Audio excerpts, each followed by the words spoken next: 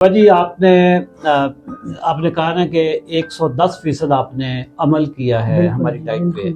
हमारी डाइट में ना हम रोटी खाने देते हैं ना चावल खाने देते हैं, ठीक है। 100%। तो रोटी चावल आपको, तो इसका मतलब 4.5 महीने हो गए। बिल्कुल जी।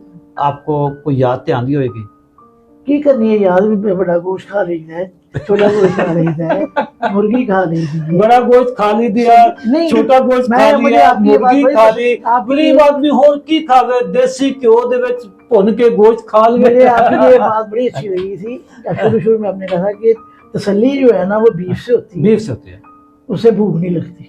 और अंडे से मैं कहता हूँ अगर मैं अंडे दिन में ना खाया हूँ तो मैं रात को कॉफी के साथ अंडे खाता हूँ। आप ना, आपको पता है पाकिस्तान में ना दम कल्चर बड़ा ज्यादा है। हाँ। मतलब कोई भी चीज है ना, वो एक दफा पहले डॉक्टर के पास आने से पहले दम करवा दो। अच्छा सर, वो जिसके पास भी दम करवाने जाना है ना, वो सबसे पहले कहेगा बाजी बीफ छाड़ दे। हाँ, पहले बीफ छाड़।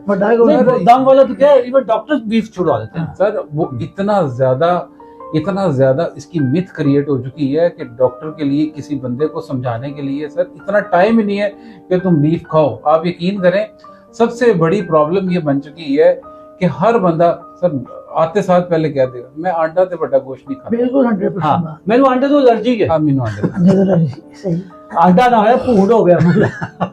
अच्छा बाजी, अब आप बड़ा गोश्त खाती है?